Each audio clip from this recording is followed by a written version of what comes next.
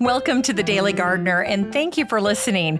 I'm your host, Jennifer Ebling. It is March 15th, and there are just 5 days until the first day of spring. We are in the home stretch. We will be at spring by this weekend, so that's fantastic. We have a full show today, so let's get started.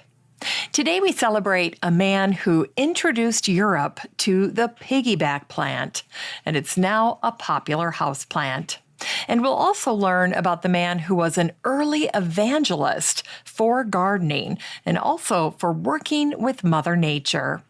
We'll hear an excerpt from a book by a celebrated plantsman as he remembers a beloved snow gum tree. And we'll grow that garden library today with a joyful book about permaculture. And finally, we'll wrap things up with the colorful story about the Indiana state flower and how the zinnia lost to the peony. But before we get to all of that, I just want to take a second to remind you that you can always head on over to the website for the show. It's at thedailygardener.org, and that's where you'll find all of the show notes for every single episode, along with blog posts and information about everything that's shared on the show. It's time for curated news.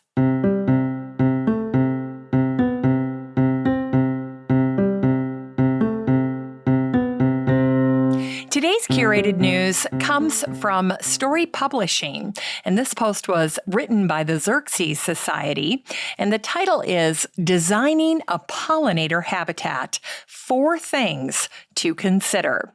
And one of their suggestions caught my attention because last week I had the opportunity to speak to a pollinator expert, and I said to them, hey, I talk to gardeners all the time. If you could only share one thing with them, what would that be? And this expert said, the rule of 3s. And you know what? I found the rule of 3s in this post by the Xerxes Society. So I want to tell you about it in case you haven't heard of it before, and then you can read the rest of this post and find out all the other tips for yourself. But the rule of 3 when it comes to pollinators has to do with bloom time succession. And what this means is that you're trying to provide a continuous food supply in your garden for pollinators. So how this works is that you would choose to grow 3 different pollinator plants within each of the blooming seasons. So spring, summer, and fall. So that's a total of 9 different pollinator plants. And the goal here is to help you increase your biodiversity, your plant diversity for pollinators. Now, of course, if you want to do more than that, go ahead. That's great because pollinators will love that. But at a minimum, if you want to create a sanctuary for pollinators in your garden, this rule of 3 is a very good place to start. And I love what the Xerxes Society included here as they're talking about this rule of 3. They're encouraging us to consider the bloom time. So in each of those seasons, you'll have early bloomers and you'll have late bloomers. And I'm sure you've already guessed that we are acutely aware of our early bloomers in spring, but somehow I think those early summer bloomers can escape us. So make sure as you're thinking about what 3 plants you want to include for each season that you consider bloom time so that you can cover the spectrum, the full spectrum of the season, and make sure that there's always something blooming for pollinators in your garden. Now, if you have a large garden with tons of plant diversity, you probably don't even need to worry about this. I remember when I started gardening and my garden grew to wrap around my house, I had at one point created an Excel spreadsheet so that I could keep track of all the different plant species I had growing in my garden. And I think at one point my list included over 200 different plant varieties. days. Now, I have definitely scaled that back as my kids have gotten older and as I've started podcasting more because I just don't have as much time to get out in the garden. But I still have quite a nice variety of plants growing in my garden, and I really don't need to work that hard to make sure things are blooming because there's always something going on in the garden. But that said, this article that was featured over at Story, written by the Xerces Society, is the real deal. And if you want to help pollinators, it is worth the read. If you're in the Facebook group for the show, you can check this out very easily. The next time you're in the group, just look for the little search bar. In fact, I'm going to look it up for you really quick right now. Okay, yeah. So if you're in the Facebook group, you'll see the title of the community at the top. It'll say the Daily Gardener Community. And then right under that, there'll be a little magnifying glass. That's the search feature. And that will allow you to search for posts within the group. And if you'd like to read this post for yourself, all you need to do is search for the word pollinator, and this post will pop up, and then you can read all about it. There are 4 great tips for attracting pollinators to your garden. Now, if you're not in the Facebook group, don't sweat it. It is so easy to join this group. It is a private group, though. I will say that. So if you're in the group, your comments there are private. Your neighbors, your friends on Facebook are not going to see what you're writing in this group. That's just the setting that I created for the group. And now that I see some of the changes that Facebook is making to groups, I'm very happy that this group is a private group. So that's fantastic. But if you do want to join, it really is quite simple. All you need to do is go on up to the search bar where you'd search for a friend and type in the words Daily Gardener Community and then request to join. And there'll be 3 little questions that pop up that just help me try to make the show better for you as a listener. And then just request to join. That's it. And then I'll admit you into the group. And I can't wait to meet you there. It's time for today's Botanical History.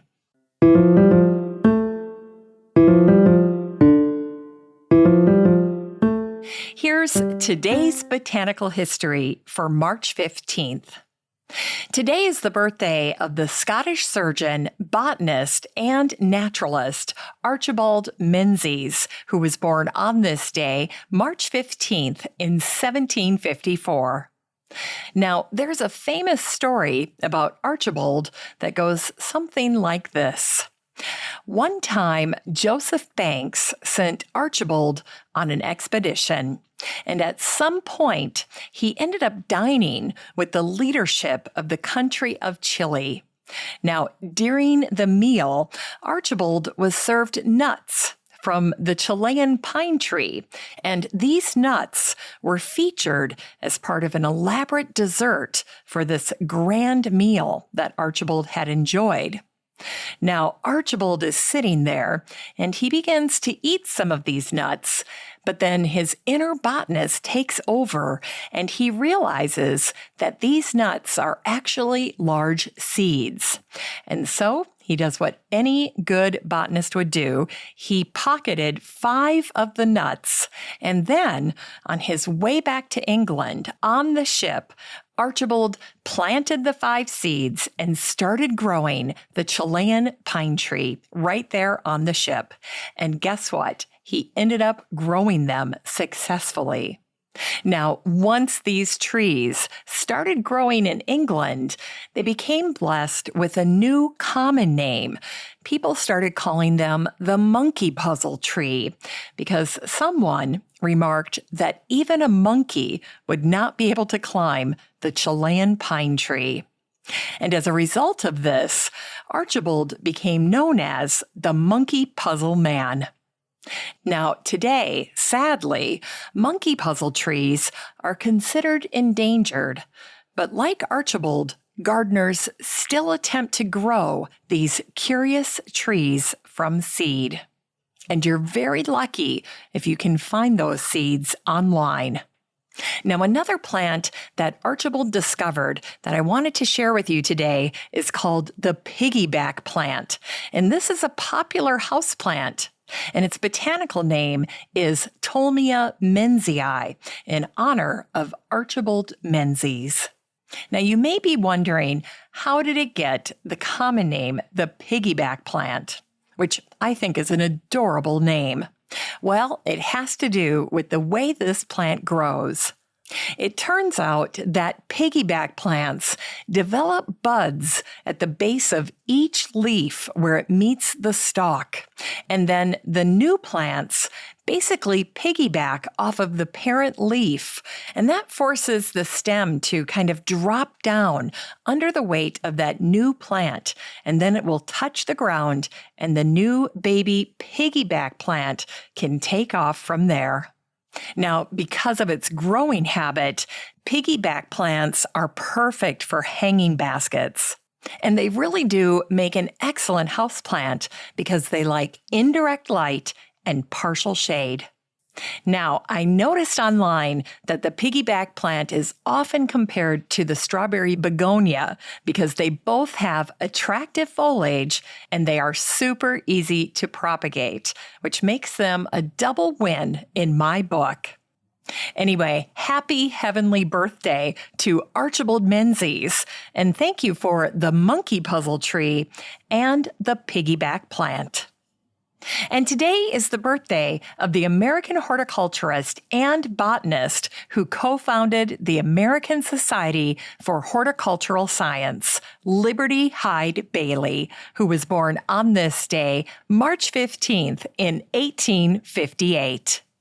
Well, we owe a huge debt of gratitude to Liberty Hyde Bailey. He is responsible for starting so many things, including the 4-H movement, the nature study movement, parcel post, and even making sure that electricity got into rural parts of America. He truly was a pioneer. Now, today, when we look back, I think it's actually rather staggering to reflect on everything that Liberty Hyde Bailey was involved in. And luckily for us, we're able to really get a clear picture of his activity because he was such a wonderful writer. Now, before I get into some of his more memorable quotes about gardening, I just wanted to share that Liberty had some tremendous mentors in his life. First, he served as a research assistant to the great Asa Gray at Harvard in his herbarium, and he worked with Asa for over 2 years. And so between being at Harvard and working regularly with Asa, he was really getting the very finest horticultural education that a person could have wished for in the late 1800s in the United States. Now, after Harvard, Liberty went on to work in New York, and specifically, he served as the department chair for horticulture at Cornell University. And if you recall studying genetics, learning about DNA and genes and Mendel, that is definitely due to Liberty Hyde Bailey, because he is the person that actually took a closer look at what Mendel had done, and he realized that it was truly revolutionary work and deserved to be studied in school. So that's a great example of someone who becomes a towering figure in a subject and then looks back over all of the literature that has been written, and he's able to pluck Mendel out of obscurity and put him in a place of honor that he so clearly deserved. Now, if you're having trouble remembering what Mendel accomplished, let me give you a quick little primer. Mendel discovered the basic principles of heredity, and he did that by working with peas in his garden at an Augustinian monastery in Brno in the Czech Republic. And now get this. Over the course of 7 years, Mendel grew nearly 30,000 pea plants. And as he's growing them, he begins to document everything about them. He makes note about their height and their shape and their color. And all of this work resulted in what we now know as the laws of heredity. In fact, it wasn't just that. It was actually Mendel who came up with the genetic terms and the terminology that we still use today. So he came up with terms like dominant and recessive genes. They didn't just appear out of nowhere. It was a direct result of Mendel's experiments with peas. And I always think that Mendel is a fascinating person to talk about with kids who are interested in gardening, because Mendel really was at heart a gardener. And I think today we've kind of lost the fact that he grew so many pea plants and he took such great pains to document everything about them. So that's a great story to share with any young gardeners that you may be working with this year. All right, back to Liberty Hyde Bailey. Now, if you're interested in checking out Liberty Hyde Bailey's writings, there was an excellent book that was written in 2019 that kind of revived his best essays. And it was edited by two men named John Stempian and John Lindstrom. And basically what they did is they pulled together Liberty's essential writings, his journal writings. And when you think about Liberty Hyde Bailey, you should be thinking about someone who was an early evangelist for gardening. He loved gardening, and he wanted everyone else to love gardening too. In fact, one of his famous quotes is that every family can have a garden. And it always reminds me of the little phrase from the movie Ratatouille, everyone can cook. Now, before I share a few more of Liberty's great quotes, I just wanted to read to you what the publisher said about Liberty's work.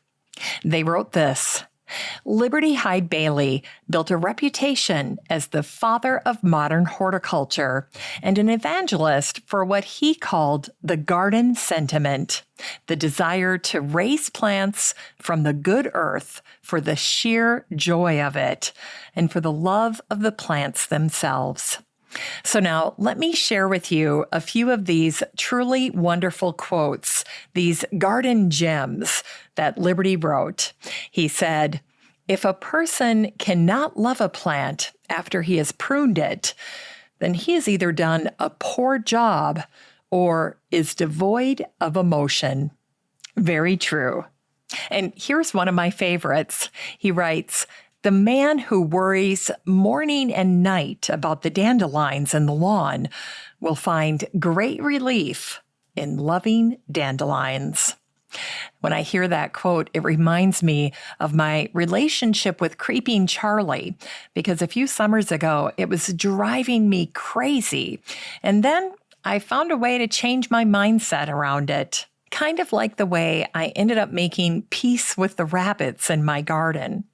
And I don't know how it happened, but I somehow managed to reframe my thinking around Creeping Charlie. And I really think it all boiled down to learning about its medicinal qualities and also how much it was used and valued in gardens in the 17 and 1800s. Now, I have one more additional quote that I thought would be a great one to wrap up the segment on botanical history today. It's by Liberty Hyde Bailey, and it's a little verse that he wrote about spring. He wrote, "Yesterday, the twig was brown and bare.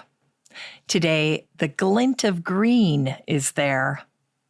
Tomorrow will be leaflets spare. I know no thing so wondrous fair." Very sweet. It's time for Unearthed Words.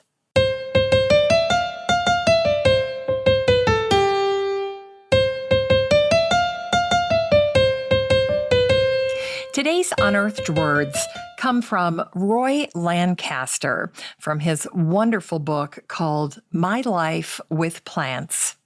This is from his chapter called Spreading My Wings.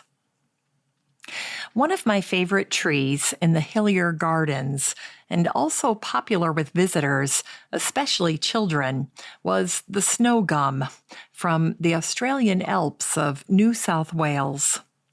Planted small from a pot in 1962, it had achieved a height of around 19 feet with several branches, but had a distinct lean, enabling children to sit astride its lower stem. Its exfoliating bark exhibited several shades of green, creamy white, and silvery gray, which I used to liken to the skin of a python.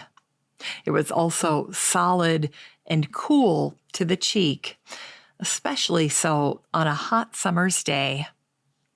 On one occasion, I introduced a group of partially sighted visitors to this tree, encouraging them to stroke or hug the stem and to listen to the sound of the scimitar-shaped, leathery leaves shaking in the breeze. It was a special moment for them and me. Nearby grew a tall-stemmed Apache pine. The pine is today a champion tree, while the snow gum, despite being supported, eventually blew down in a gale.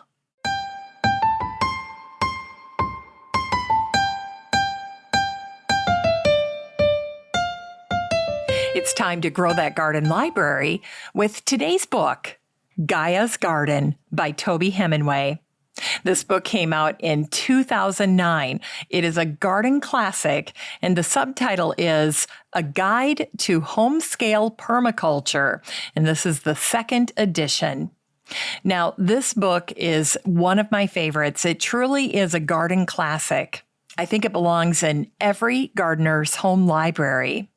And I know today that most of us have had a decent amount of exposure to permaculture, but back in 2009, it still was a novel topic for many gardeners.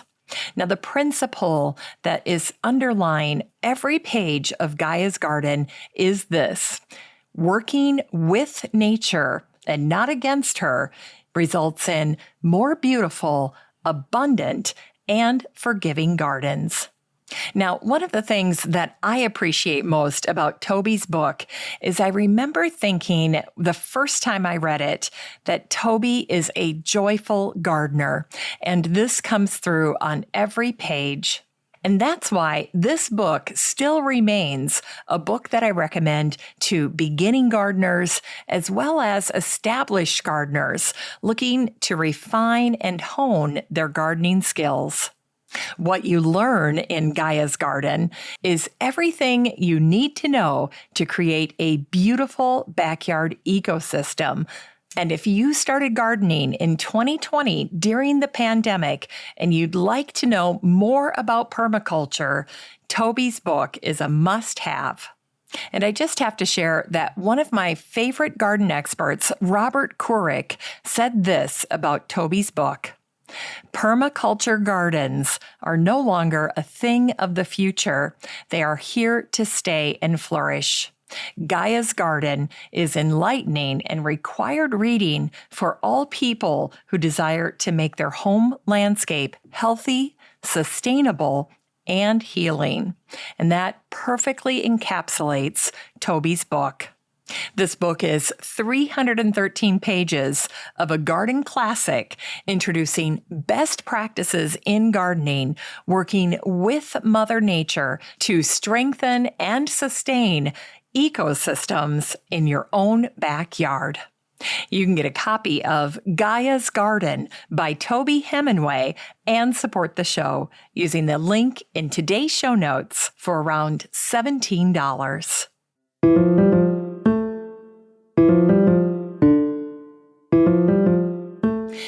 Finally, here's something sweet to revive the little botanic spark in your heart.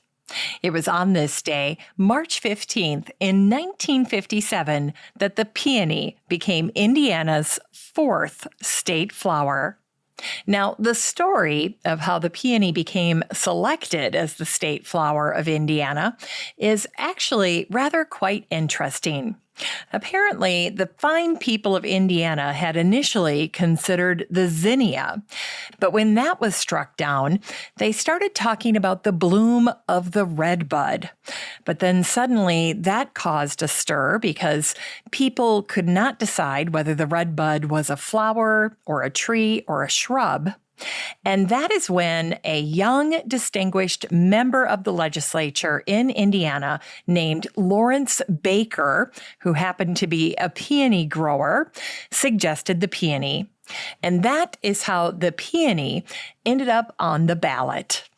Now, in 2016, the Daily Journal wrote a wonderful article, and it was called Indiana State Flower Peony Has a Colorful Past.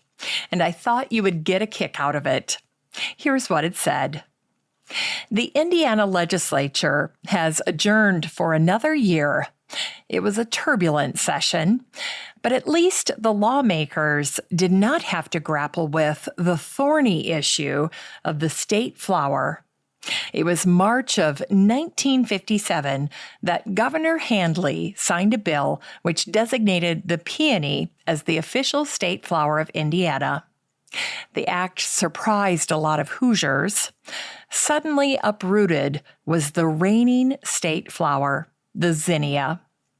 Now, what followed was quite a tempest in a flower pot. It is a tale that smells of intrigue.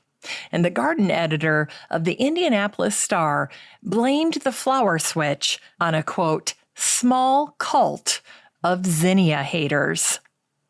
Well, perhaps a little history is in order. Every state in the Union has an official flower, from the camellia in Alabama to the Indian paintbrush in Wyoming. Back home in the Hoosier state, we can't seem to make up our minds. In 1913, we picked the carnation. 10 years later, we favored the tulip tree blossom. Then in 1931, lawmakers gave the nod to the zinnia. Motives for these changes seemed to be lost in the mist of time, but there appears to have been a trade-off in 1931 when we dropped the tulip tree blossom, because in that same year, the tulip poplar became the official state tree, and that probably salved the hurt feelings of tulip blossom fans.